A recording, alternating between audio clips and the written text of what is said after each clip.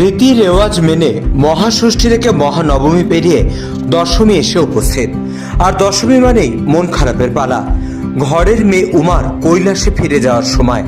আর দশমী মানেই সিঁদুর খেলা, মিষ্টি মুখ। কিন্তু এই দশমীর তাৎপর্য অনেকেরই অজানা। জেনে নেওয়া যাক বিজয়া দশমী আসলে কি। দুর্গাপুজো শেষ হয় বিজয়া দশমীর মধ্য দিয়ে।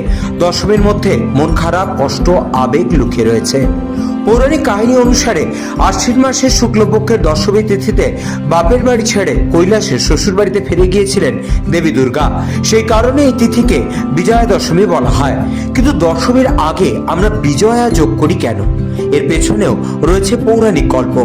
কথিত আছে মহিষাসুরের সঙ্গে 9 দিন নরাত্রি যুদ্ধ করার পর দশম দিনে তার বিরুদ্ধে জয়লাভ করেছিলেন দেবী দুর্গা। নারী শক্তির জয়লাভকেই বিজয়া বলে চিহ্নিত করা হয়েছে। এই নিয়ে আবার দ্বিমত রয়েছে। শ্রী চণ্ডীর কাহিনী অনুসারে দেবী আবির্ভূত হন আশ্বিনী। এই নিয়ে আবার দ্বিমত রয়েছে।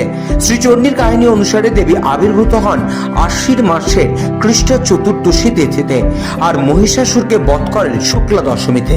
তাই এই দশমীর দিনকে বিজয়া বলে চিহ্নিত করা হয়। উত্তর ভারতে দশমীকে দশরা বলা হয়। দেশ জুড়ে বিভিন্ন জায়গায় দশরা এবং রাবণ বধ পালিত হয়। বাল্মীকি রচিত রামায়ণে কথিত আছে আশ্বিন মাসের শুক্লপক্ষের দশমী তিথিতে রাবণ বধ করেছিলেন রাম। রাবণ বধের পর 30তম দিনে অযোধ্যা প্রত্যাবর্তন করেন সস্ত্রীক রামচন্দ্র।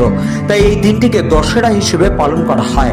হাজার ব্যাখ্যা এবং পৌরাণিক মতামত সবকিছুকে ছাপিয়ে গিয়ে বাঙালি কিন্তু মেতে ওঠে শুধুমাত্র দুর্গাপুজো নিয়ে।